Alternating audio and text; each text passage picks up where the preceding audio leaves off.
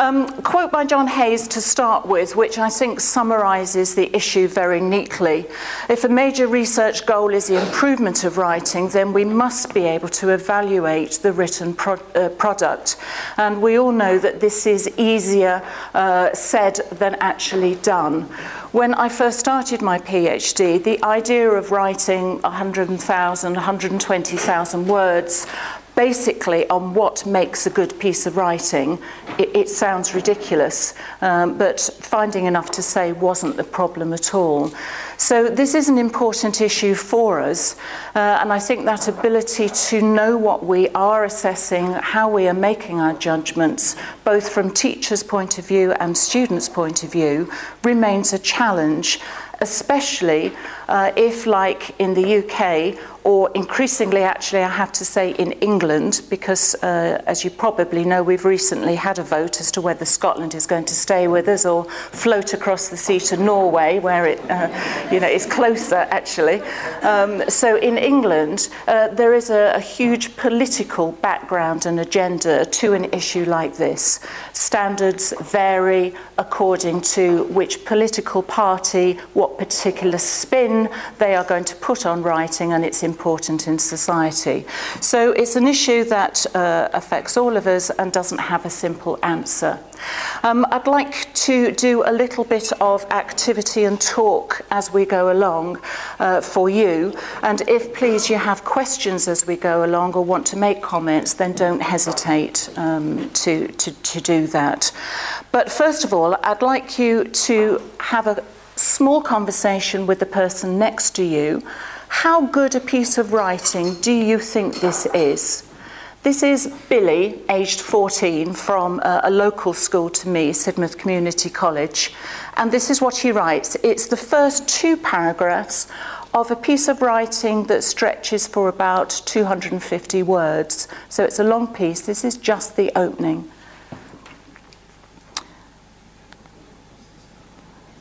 Okay. So, just a conversation with your neighbour. How good a piece of writing is that, do you think? What do you feel about it? What feedback would you give to Billy if he was in your classroom? I'll just give you a little while to decide.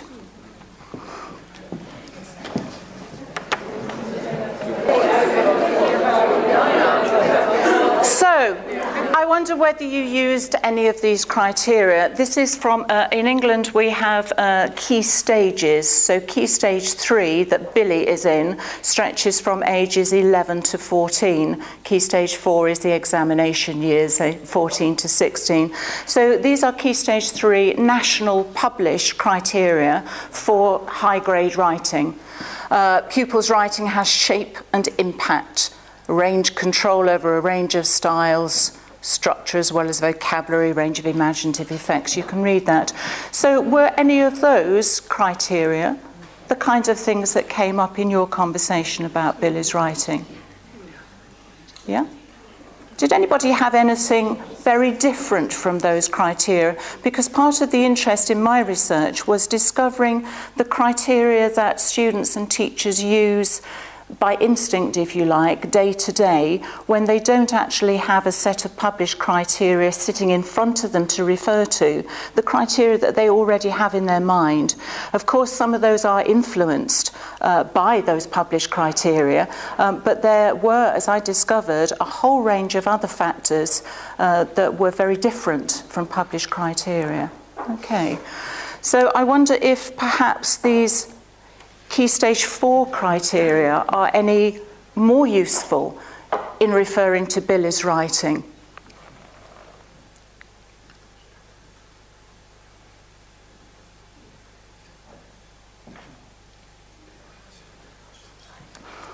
And I think the first thing to say about published criteria, national standards if you like, that there are a lot of subjective terms in there. Could you spot any? My favourite is punctuation that is used appropriately and with sensitivity. On a scale of 1 to 10, how sensitive are you in writing colons in the right place, you know? Sensitivity of your commas and so on. These are the most recent criteria. They are GCSE examinations, so for students aged 16.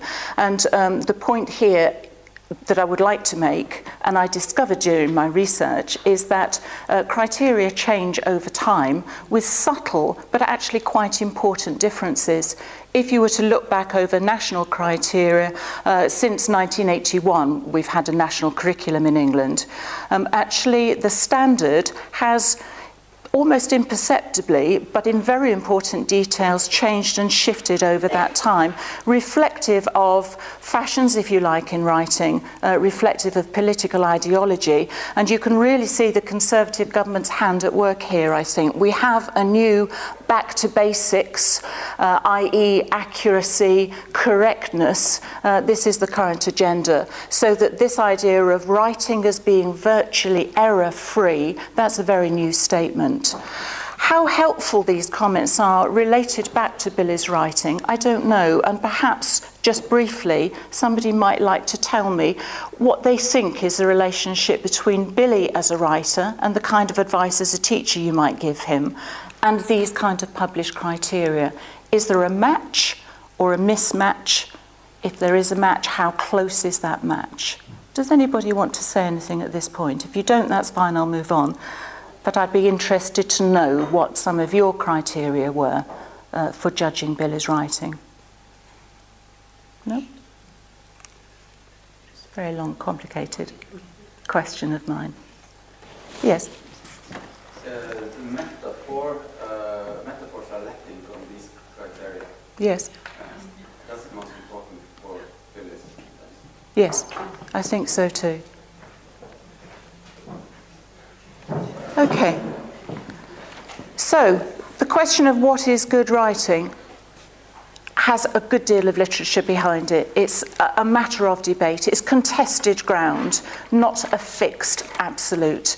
I've already suggested that it changes from time to time, from political party to political party.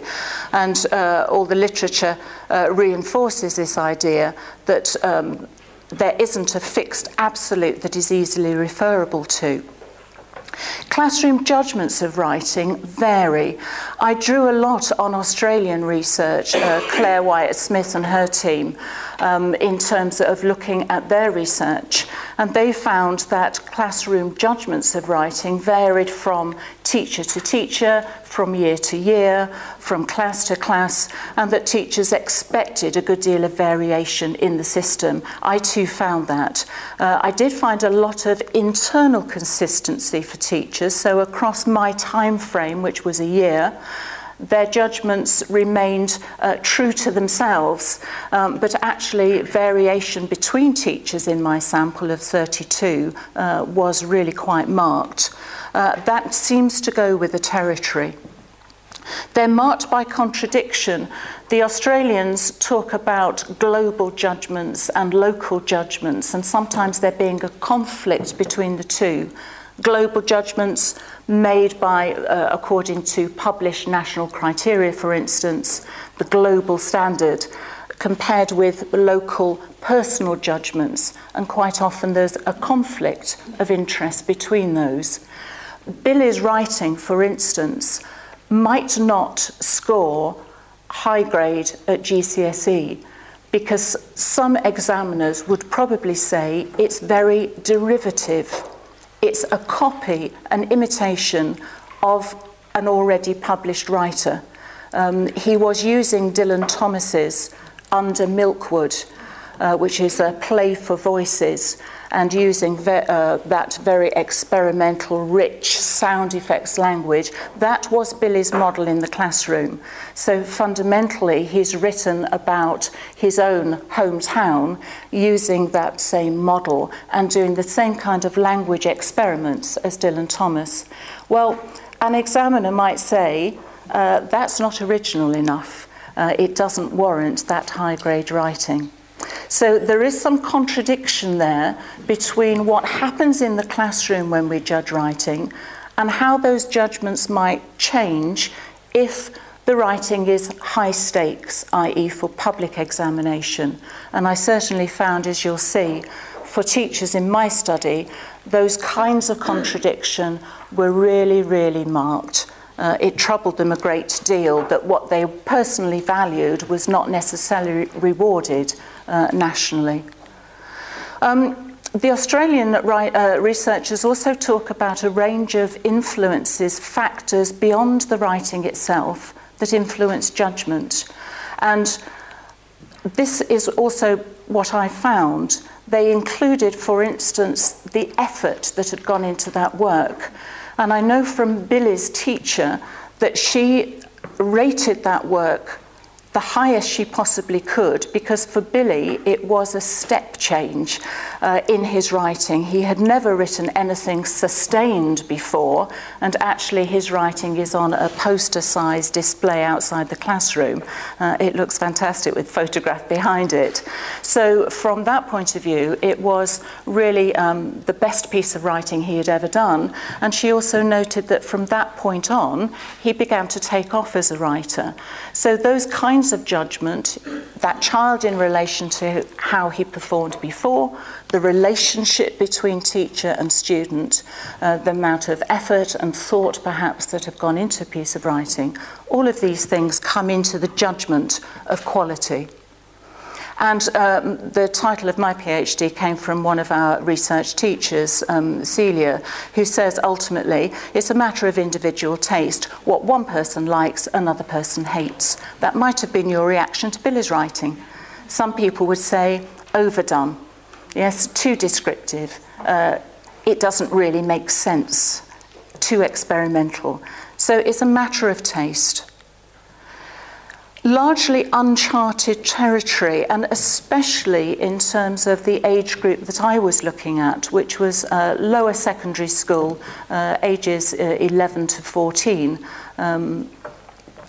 especially the middle year of that, 12 and 13-year-olds.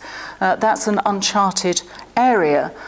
And as part of that, students' perspectives have actually been neglected. There's a very great irony, I think, in us being researchers of writing, and yet the producers of those writing, in research terms, don't often have much of a say. So I really wanted to address teachers' and students' evaluations of quality. It's important because peer and self-assessment, certainly in the UK, have taken off in recent years. It would be standard classroom practice to see some kind of assessment for learning, techniques and strategies being used in the classroom, and students being encouraged to self-evaluate and to peer assess. But there is a big question mark over the skills needed for those kinds of judgments and the efficacy of that in the classroom, and the research literature certainly bears that out, including whether they have sufficient linguistic knowledge to make pointed, explicit, detailed comments about their peers' writing. So, not a straightforward picture at all, and I think Roy Sadler sums it up very nicely. Again, an Australian researcher, this quotation dates back to 1987. He's still producing really interesting writing and research now. But he says this about the problem of criteria, that they are not immediately available, understandable, shareable in the classroom, and that remains for us as educators a non-trivial problem. So that was the background to my research, and I just want to spend the next part of this presentation thinking about why the issue matters in the first place. The question of judging quality, of what a good piece of writing is, why should it matter in society? And I was rather taken by this quotation: for as long as human beings have used it to organise and conduct their activities, writing has played an integral role in the creation, sharing and contestation of knowledge. Writing as centre stage. So let me just ask you this question. You have your own child perhaps, or a child in a classroom if you're teaching, who says, writing's boring. This would be very typical in England, I'm afraid, especially around about age 14. Writing's boring. I can't be bothered with it. What's the point of it anyway? In the old days, one of my answers might have been, it will help you to get a better job. I'm intrigued now to know what some of your answers might be. So might you just write down for yourself and then perhaps share with the people around you top 3 reasons why writing matters. How would you explain that to a 14-year-old?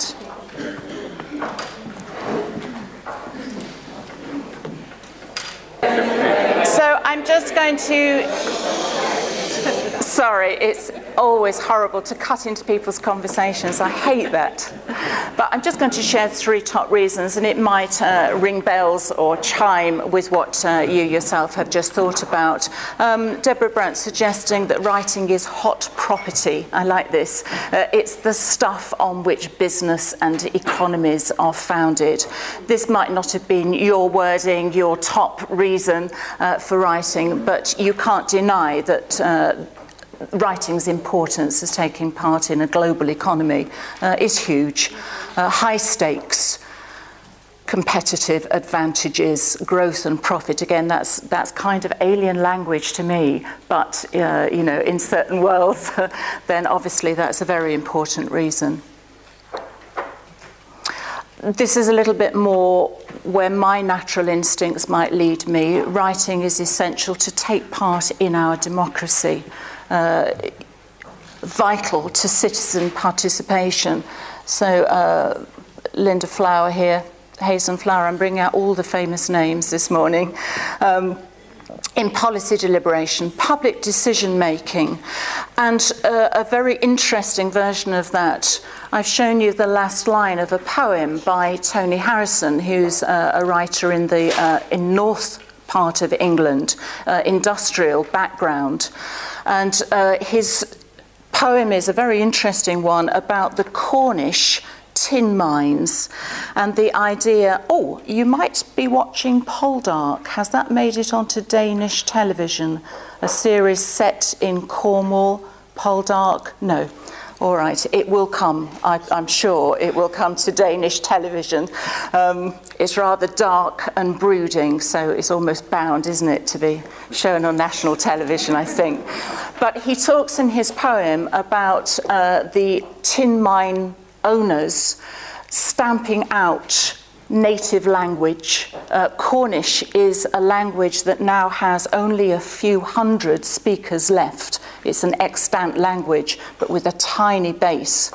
And part of that subjugation of the working classes was to rid them of their language with which they could swear and make a fuss.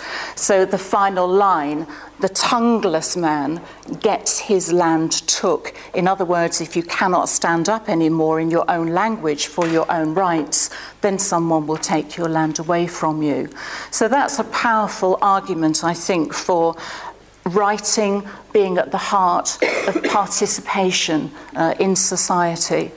And my third reason would be for the need to be creative is a fact of being human. I will just read this. It's such a lovely quote. Fooling about with the stuff the world is made of, with sounds and with shapes and colours, and with clay and paper and wood and metal, and with language. Fooling about, playing with it, pushing it this way and that, asking silly questions, mixing things up, making absurd comparisons, discovering unexpected similarities, making pretty patterns, and all the time saying, supposing, I wonder, what if? Philip Pullman, you may know as the author of Northern Lights trilogy, is probably his most famous work. And there are other writers that I very much respect, like Michael Rosen, who have that idea of language as putty, malleable, shapeable, fun, apart from anything else. You only have to look around you in the world of advertising, for instance, or of restaurant menus, perhaps, to see how language is played with. So there is something there, and you can tell from the way I'm speaking about this, I would put this reason first for me, but that would be different for others in the room, I'm sure. Okay, And making that leap then into writing in school, if that is some reasons why writing matters so importantly in society, what is young people's experience of writing in schools? In the UK, especially in England, writing and young people attracts a very negative press. I don't understand this. We're perhaps the only country who greet rising standards of GCSE from year to year as a failure. So every year when the GCSE public examination system examinations are published, the headlines in the press are not fantastic, what success our young people are making in writing. The headlines are another rise in GCSE results, standards are falling, being dumbed down, the pass rate is too high. Yes, exactly, Ellen. You know, I think this is a peculiarity of the English, I'm afraid, that we greet success as failure. Dearie me.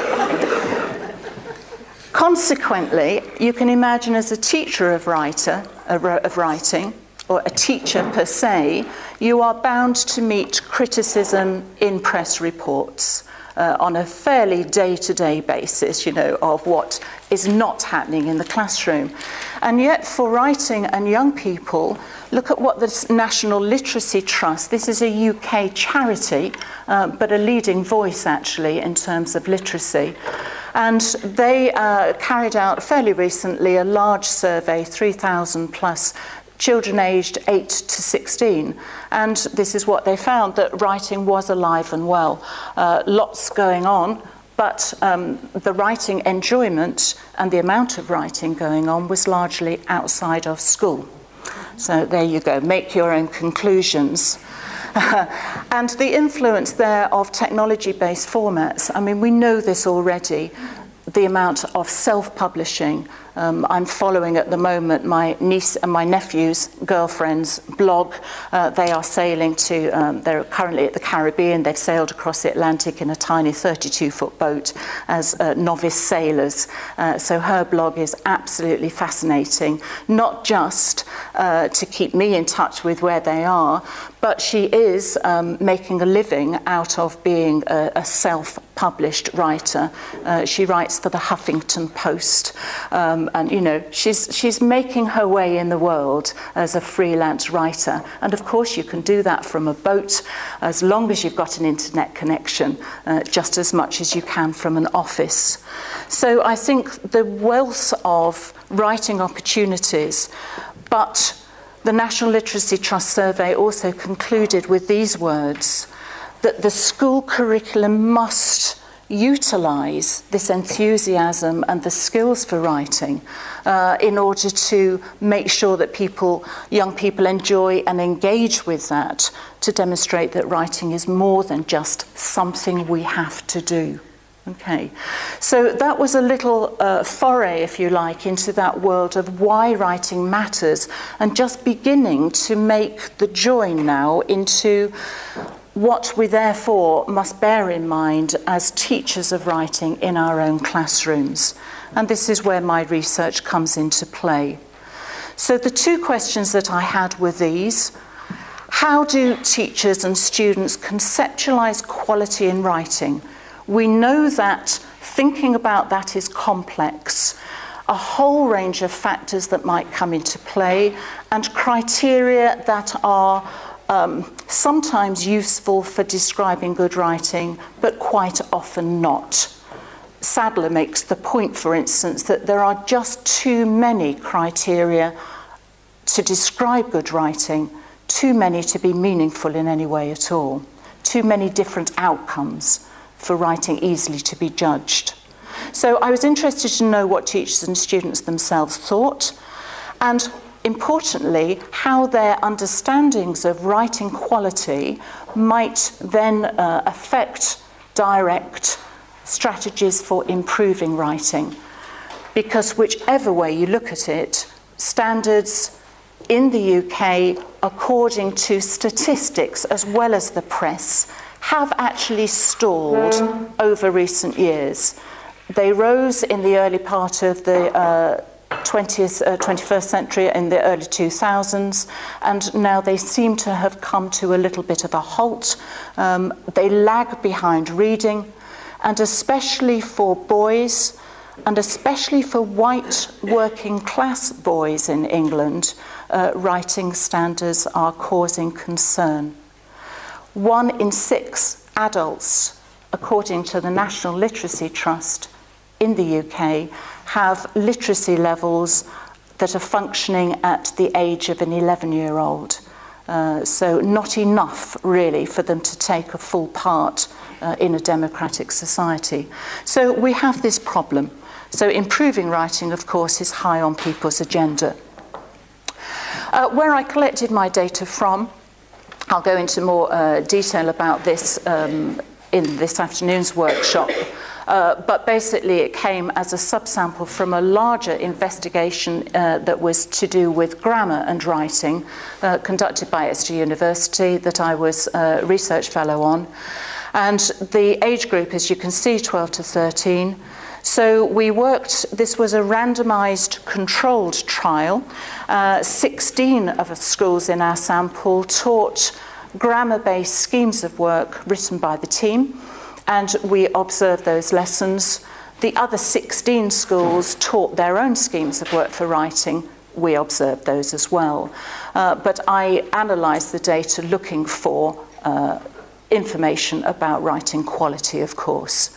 So this is where they came from. Writing conversations with each focus student, 32 of those, took the form of interviewing them about a piece of their own writing and a model piece of writing, and asking questions about that and about improving writing.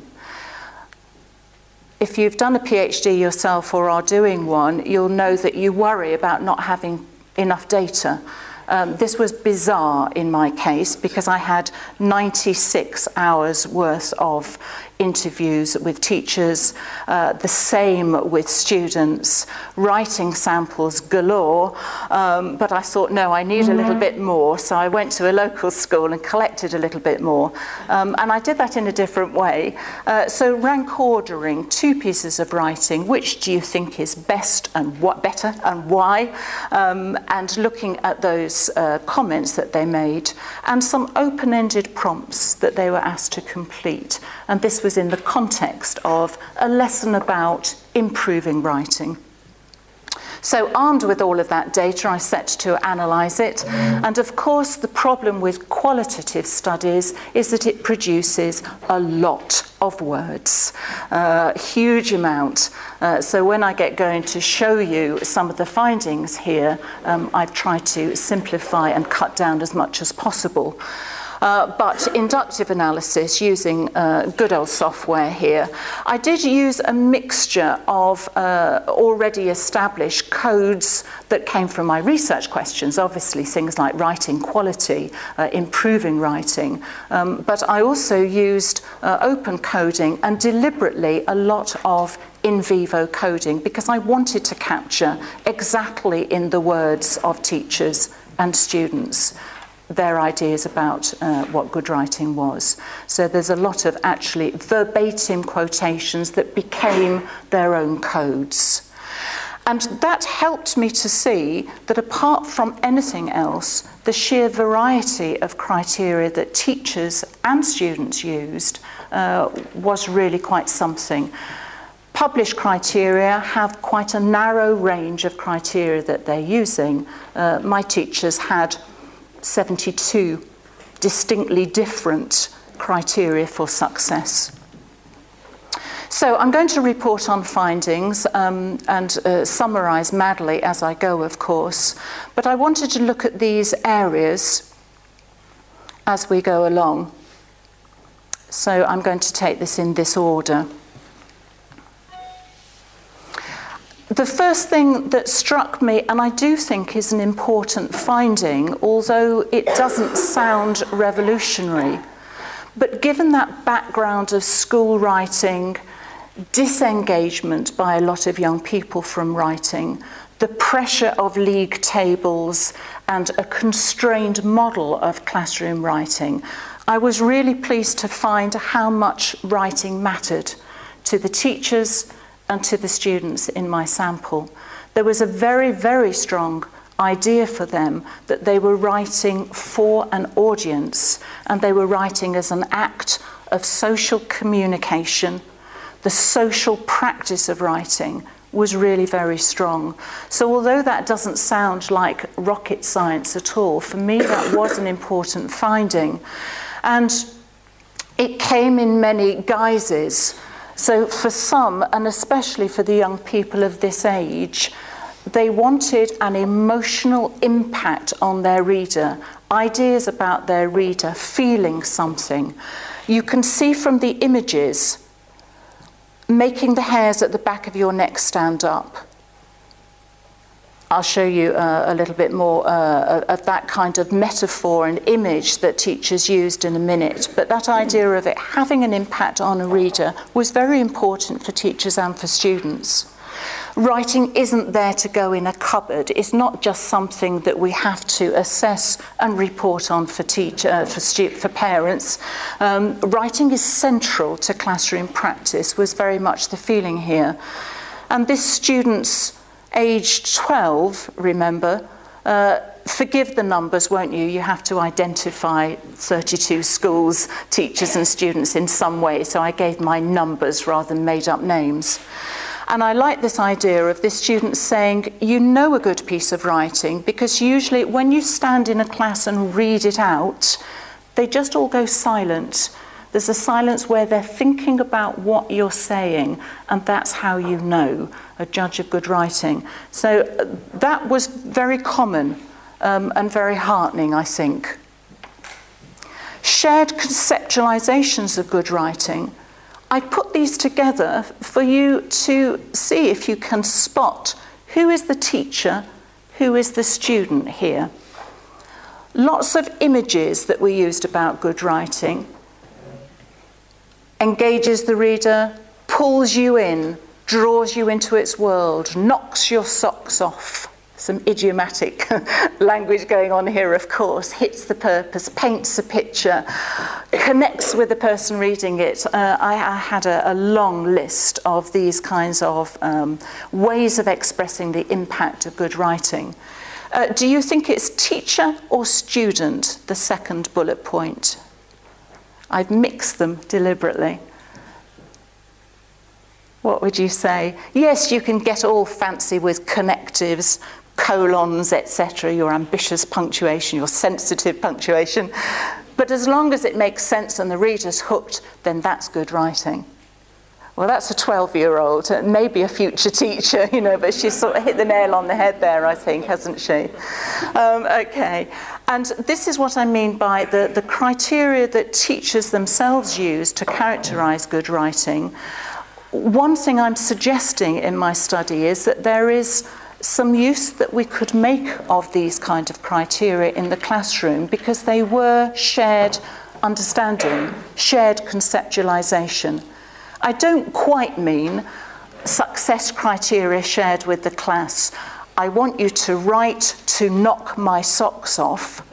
But on the other hand, compared with those very subjective and quite alien criteria in the national published standards, perhaps a criteria like that would actually speak more and make more sense in the classroom. So that's a question that I leave dangling for you.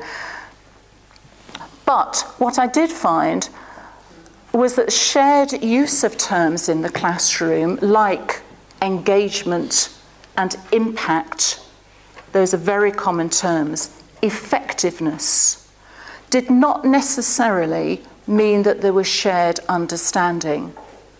One example of that, for teachers, the idea of good writing being original and creative was enormously important. I think this is partly a cultural throwback to, in England, 1960s, well, 1970s especially, there was quite a movement to ditch the grammar and the formal and the correction of writing and to go for writing as free expression. We used to play around with this idea when I was a head of department.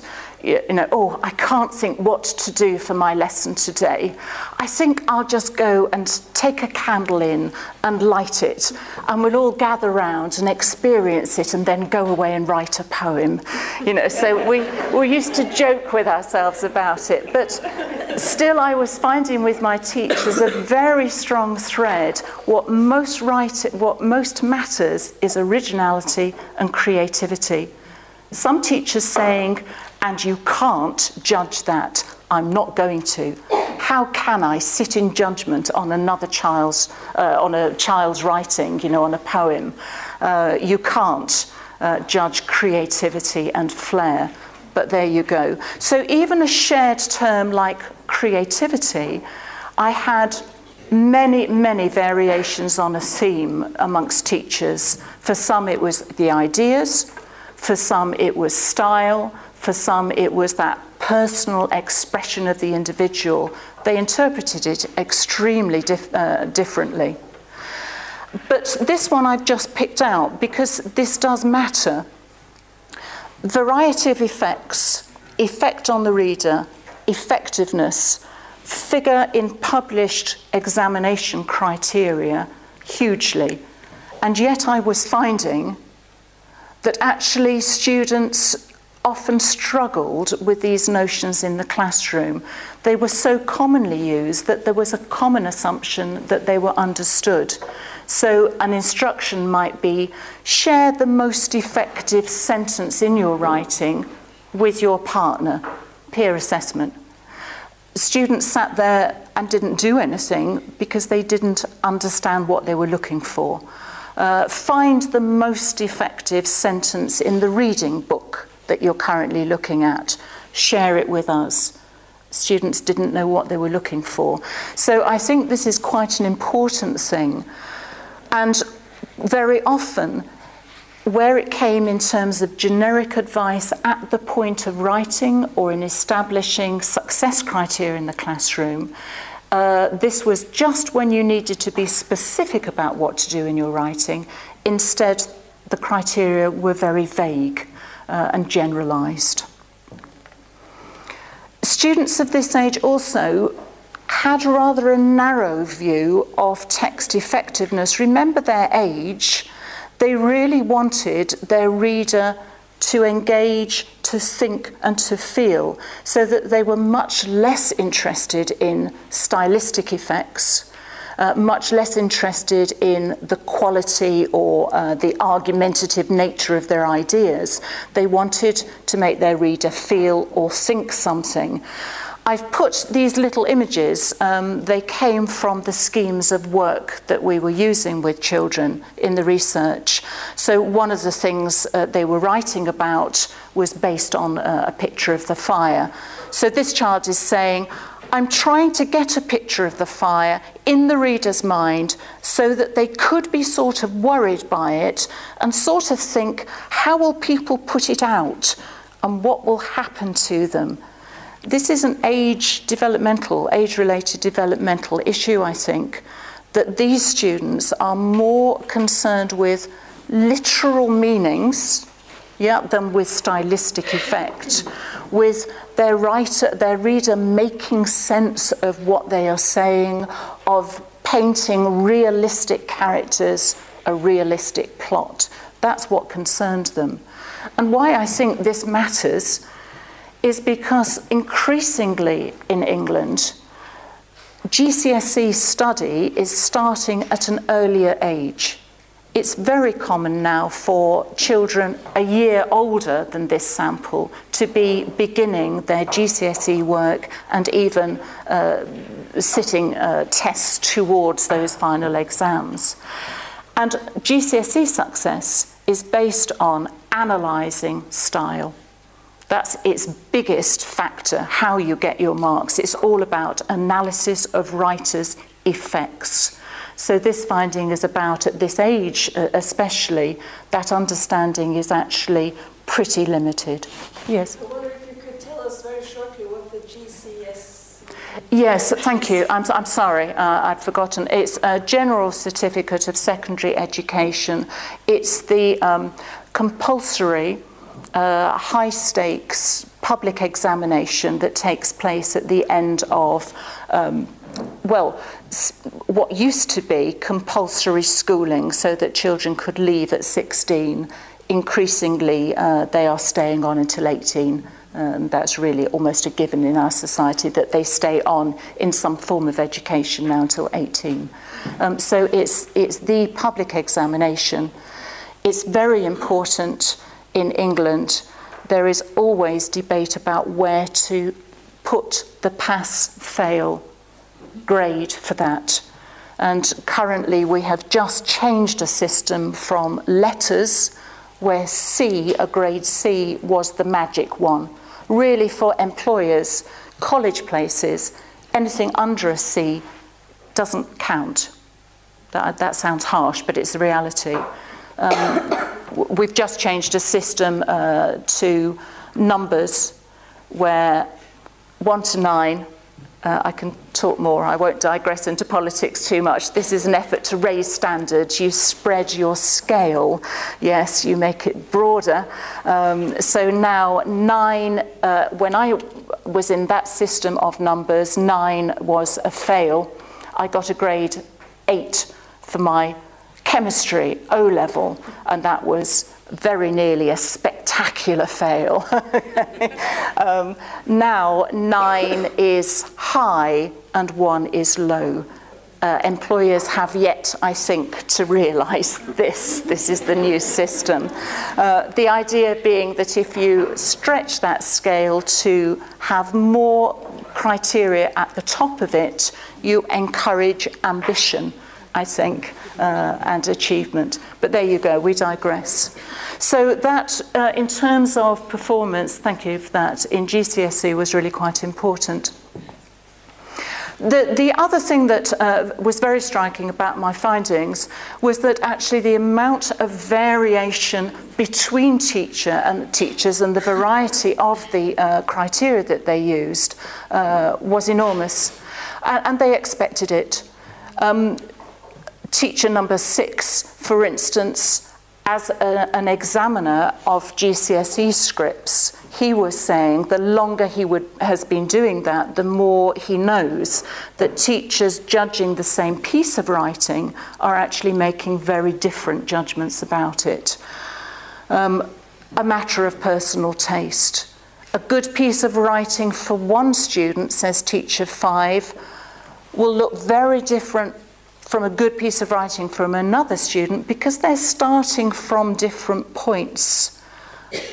A writer who's struggling, she's saying, my standard for him is very different from a writer who's already very able, like Billy at Sidmouth College.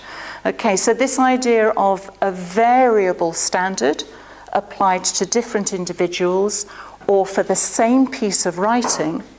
So your question has to be, to what extent does this matter? Is it a concern, or is it a point of encouragement that we are able to judge writing in different ways? And judging writing in different ways was a major thing that I found.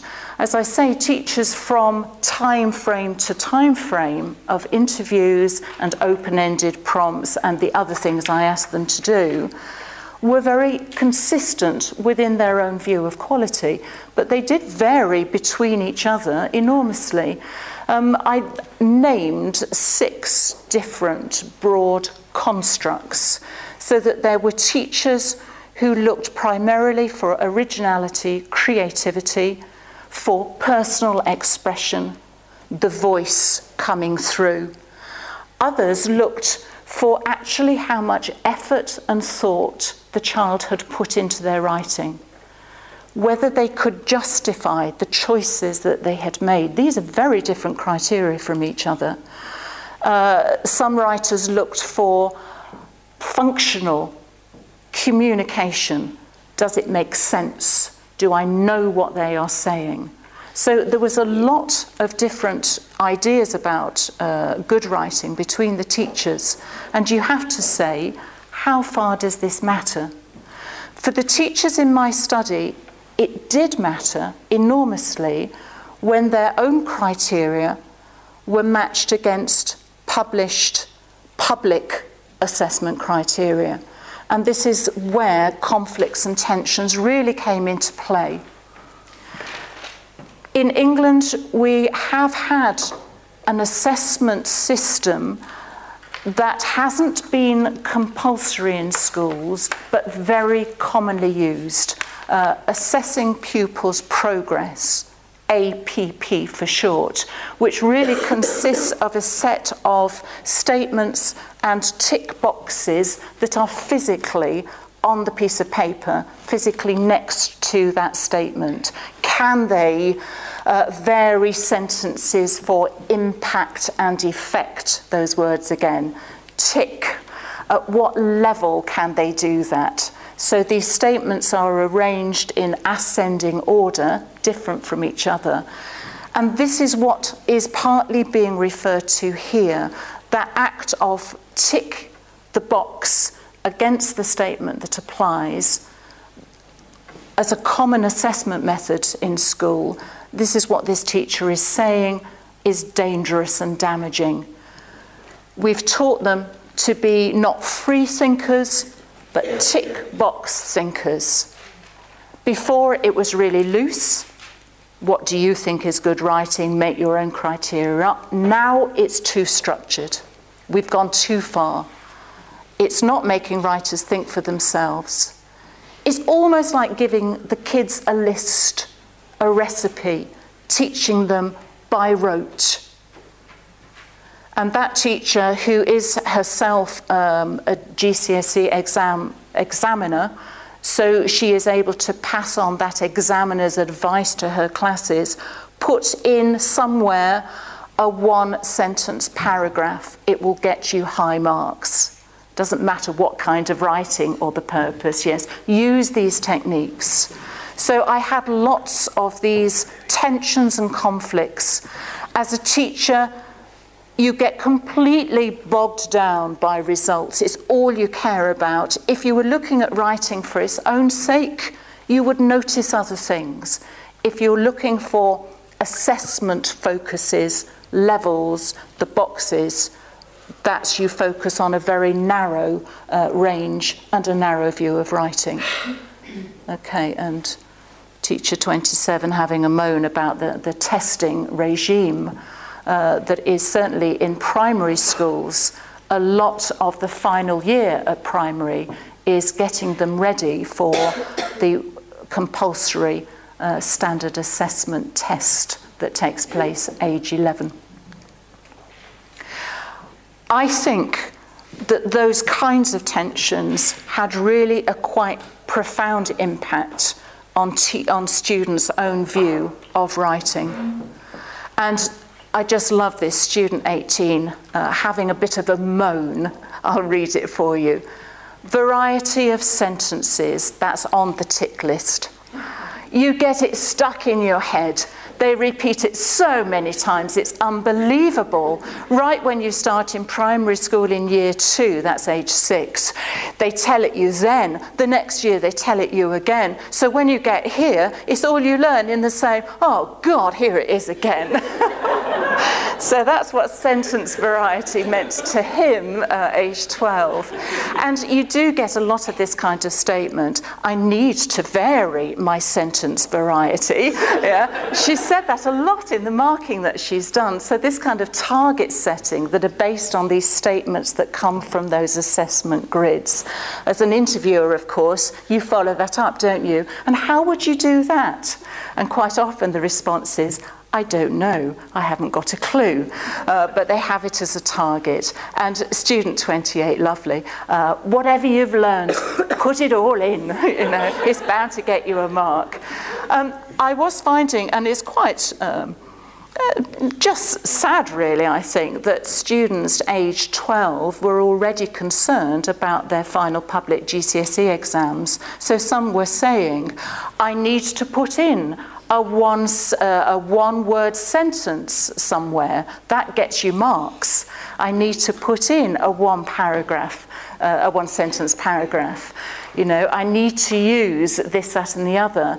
So we had a lot of talk about putting in features of writing that fundamentally they thought would get them high marks, irrespective of whether the writing needed it. So these formulas for success and the formulaic view of writing, I think, directly results from that conflict between summative assessment and formative assessment, what teachers really want to be focusing on in the classroom. So as a result, we did find, I did, this is my work, I did find that students had a very narrow range of ways of improving their writing. Suggestions were based on that reader response to make it more exciting and interesting, but very often were to do with just the substitution of single words. And I do think this reflects the teaching. It's easier to improve writing by putting in or changing a single word.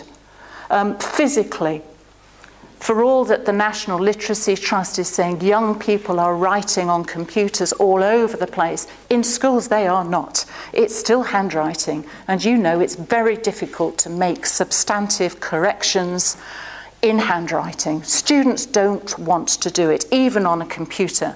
It's easier to substitute one word for another, and sometimes it doesn't work. So they are writing based on Jaws. Da, da, da, da. You remember that film, yes? The book by Peter Benchley, an extract that they were looking at as stimulus for their own writing. I describe some of the verbs a bit more with adverbs, says this child, main strategy for improving. I put, this is his own writing that he's talking about. He must have realised this as he began to splash his way forward towards the beach. I could have added in something before splash, like, he must have realised this as he began to frantically splash his way towards the beach. And this is the litmus test. Instead of just being boring, it adds more interest to it. Well, you may think it does, but I'm not sure. And as for this student, actually sometimes their improvements were not necessarily improving the writing. Instead of, I was kicking my legs back and forth, you can say, I was hastily moving my legs back and forth. And I think we'd probably agree somehow we've lost the authentic voice in that, haven't we? So these limited, narrow range, very often in classroom exchanges, where issues about writing quality matter is where they are shared as success criteria in the classroom. So quite often to explain the learning objective for the lesson, or at the point where students are about to start writing, teachers would come in with their advice, what I'm looking for. Yes, I need you to vary your sentence variety. I'm looking for powerful use of adverbs, whatever the criteria were. That's where they would come into the lesson. And very often in a plenary discussion at the end of the lesson, that would be about how to make the writing even better. So these notions of quality and what that meant to an individual teacher, that's where they showed themselves. So that's the context for these kinds of conversations.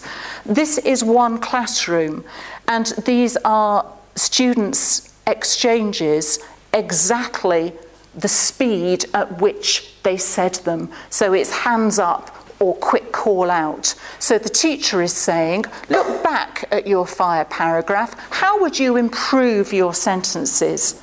And look at this quick fire response. We are scattergun. I'd add more repetition, make it quicker and quicker. Same class, remember. Next student, I'd make sentences shorter and more dramatic. Add similes and metaphors, and it's almost like you can see them. What have we been learning about? Whatever you've learned, put it all in, yes? Add speech. What? Add more words so it makes sense. So I think for me there is quite an important issue here, because this, in terms of peer assessment, self-assessment, the plenary is the point where you want to develop reflection, thoughtful reflection about the quality of writing. But quite often, because teachers were rushed, I'll be rushed for our plenary. Yeah, I never time it so that we have a proper length of time and due attention paid, plus the fact that children are tired at the end of a lesson. Plus the fact, if you are reading work out, samples of each other's work in the classroom, quite often you cannot hear it. Very simple things like that make judgments harder. So I think, students falling back on these stock beliefs about improving writing, that some of which come from those tick lists of assessment criteria, and some of which comes from the way we tend to set up writing lessons, with a sharing and a plenary at the end. The top 3 formulaic responses: add more. This is how we make writing better. Add more adjectives, more adverbs, more metaphors, more similes, more paragraphs. I'm quoting from student interviews. More techniques. Just add more. More punctuation. We probably haven't got enough. Variety. Create variety. Whether that's how sentences start, sentence lengths, and the power of the short sentence, regardless of writing type or purpose. Add in a short sentence. That will make things magically. It's the magic wand of improvement, short sentences.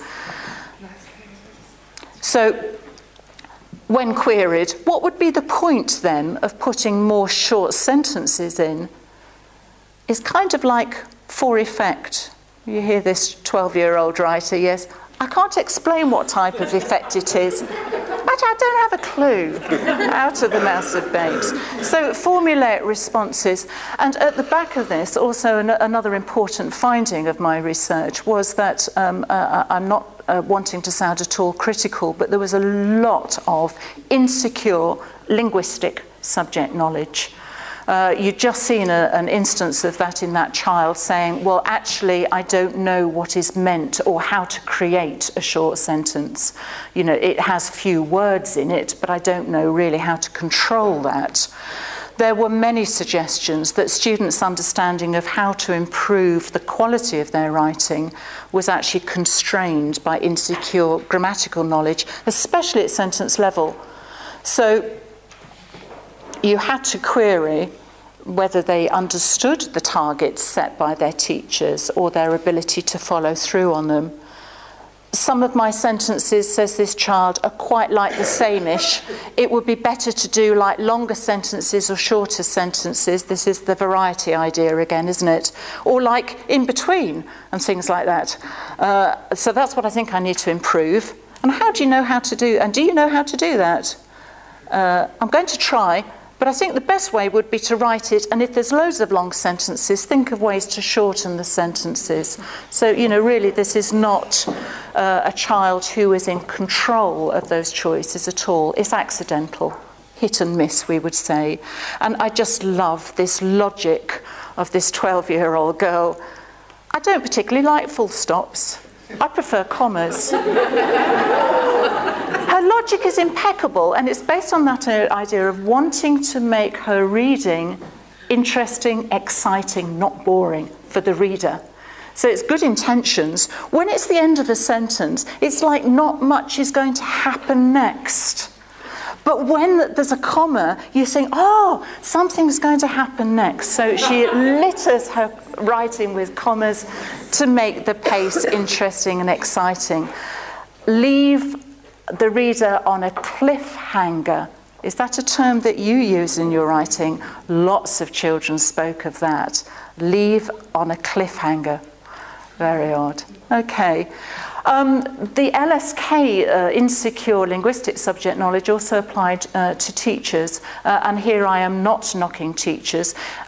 Many teachers in England don't have a linguistics background.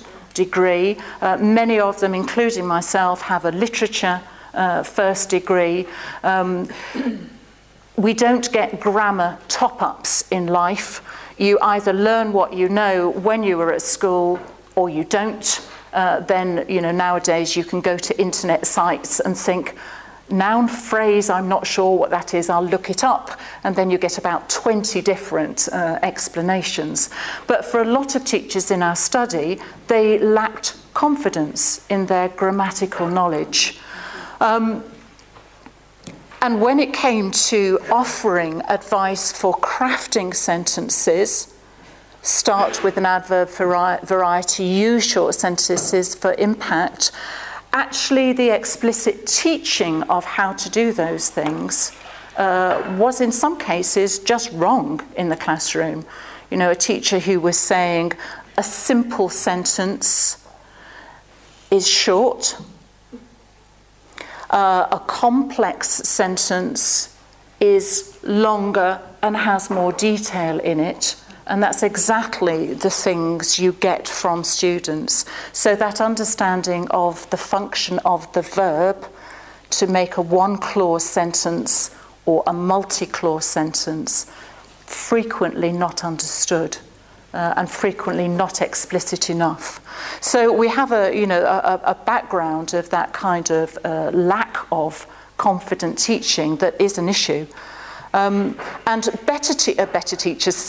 teachers with more confident grammatical understanding in the classroom answered questions that didn't faze them. So the child at the back who says, "Miss, what's a clause?" If you're worried about your grammar, the bit between the commas. And then that teacher realised, no, that's not right, is it? Confident teachers could explain more clearly, but more importantly, they pushed children to probe and to explain their own writing effects that they were after with a good deal more confidence, offered clearer explanations. Okay, so to summarise the findings, in my study, the heartening aspect of it, that reader response was used as a key test of effectiveness for their writing, and students were very much tuned into, focused on how writers and texts shape meaning, a strong awareness of how their language choices could influence a reader, and in that respect, writing really mattered to them. There were very different views about quality between the teachers in my study, very different views about what they were looking for in good writing, and different experiences in the classroom about how explicit and specific those expectations were shared with students. Some teachers in their classroom, you knew exactly what they wanted. I'm looking here for your ability to sound like an expert, and that's down to your choices of specific nouns. That's what I'm looking for. In other classrooms, it wasn't obvious at all. You got very broad, generic, generalised advice like, make it the best piece of writing you can, choose good words.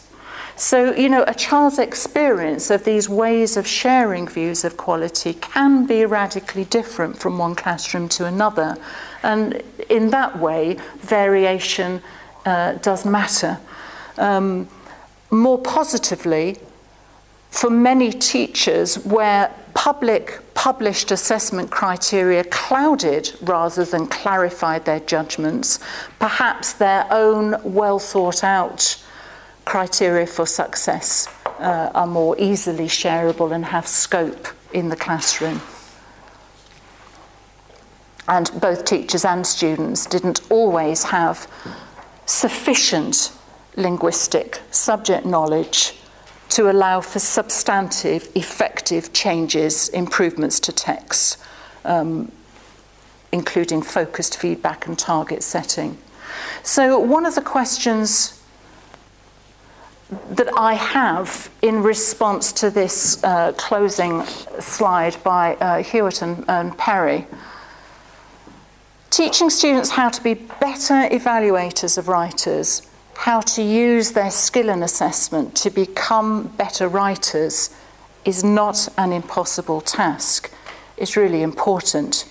How can we best train students, empower students, enable students to judge their own writing in a way that will share notions of quality that will empower themselves as writers? The instructional purpose of assessment is really what Hewitt and Perry are saying is an untapped resource, and important that we tap into that. So one of the questions that I have many, I'll just share two actually.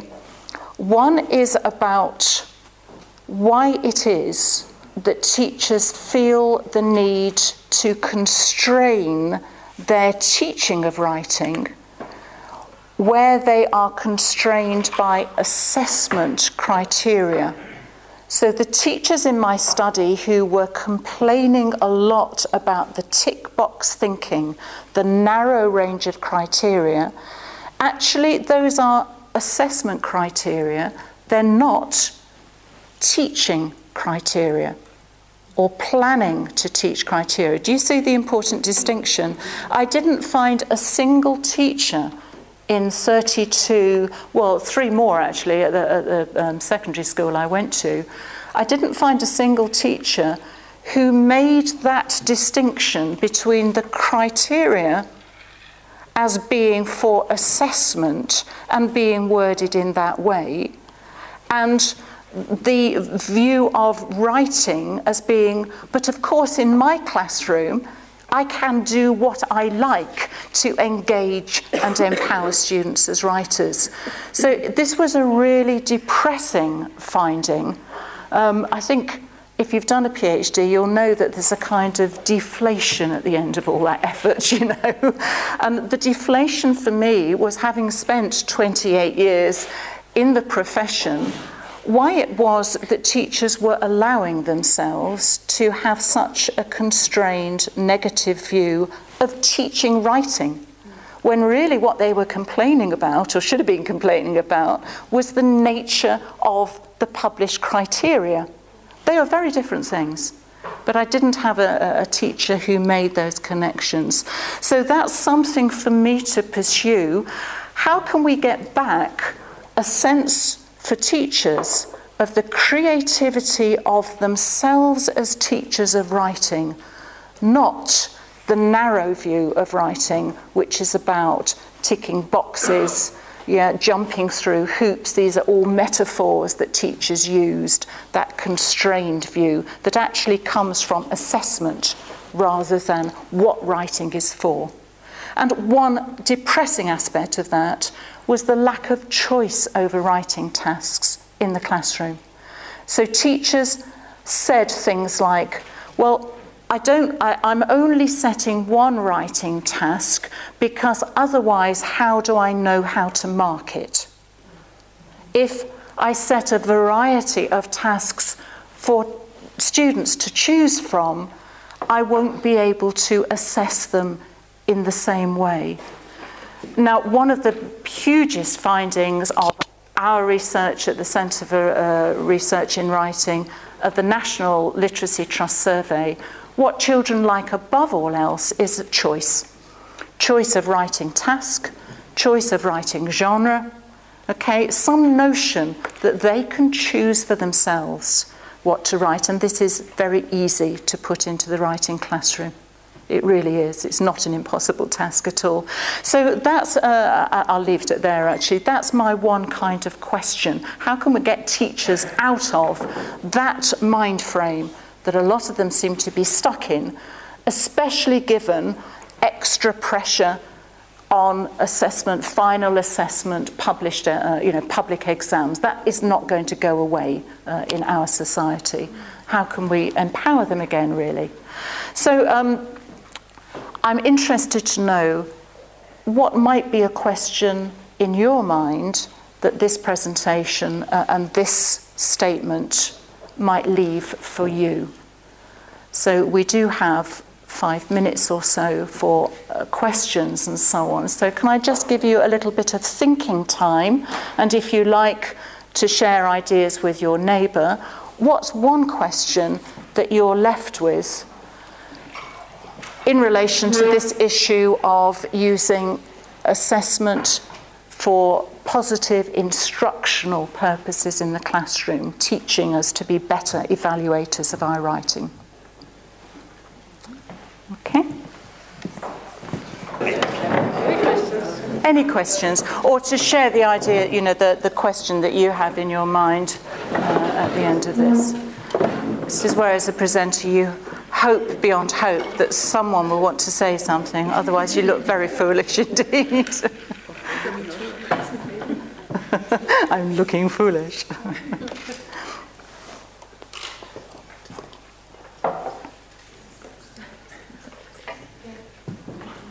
Hooray, thank you. I have to think about, is this on?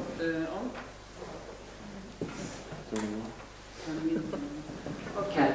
Yeah, what I was thinking is that in Norway, at least, we have the students or the pupils, they can choose in what kind of text they want to write. Yes. And what we see in the college is that the students, they come to us and say that, okay, I choose only one kind of text the whole period because I wanted the best grade I could get. So yes. I choose only to write literature texts for analyze yes. literature for the last 5 years. So they don't have a variety of texts. They can't write so much different. So in that way, things are a little bit different in Norway than in or with you, I think, yes? Yes. And I'm not sure if that is the best way of thinking. No, and if you were to go back to that whole question of why writing matters, I mean, we saw some of the quotations there about, you know, one of the ways in which we take part in society as writers or in business, the flexibility needed as writers for that, whether it's to know how to judge the tone of an email, and I'm not being flippant, I mean, people have been sacked, have they not, from business, you know, for getting that wrong. So those kinds of flexible ways, how to summarize, how to present a difficult case, how to ask for money, you know, they need a variety of writing skills in writing types. And I think partly what's happened in the UK is that there is a stranglehold of one type of writing, which is formal academic analysis, and that is an interdisciplinary fact of life as well in our schools, that in order to write well in history, in geography, in science to an extent, in English, you know, you need this same kind of formal academic writing, and it's an alien type. You don't get that, do you, in everyday life? So I think I'm with you on a writing curriculum needs somehow to reflect the variety of writing purposes and styles, and to encourage students' facility with those, rather than just getting better at one particular writing type that they are equating with good marks. I do, if you don't know Sadler's work, I really recommend that, because he's writing about higher education institutions and how practicing forever and a day the same narrow kind of writing in order to get the better marks, how that is constraining not just writing skill but also thinking skills. He's very powerful, I think, in those arguments. You know, we're teaching, yes, it's the tick box thinking, if you like. So yes, thank you for that. That's exactly what, this is the very closing slide, that's exactly what this teacher is suggesting here, that kids need to know there are many different ways of achieving success in their writing. You know, not just one narrow type. It's about them stamping your mark, seeing a voice, someone's voice that I'm listening to leading out of their page. That idea of empowerment, you know, and the fact that you can come at that from a lot of different ways with a lot of different criteria, I think is really quite important. Thank you for that. Was there anybody else?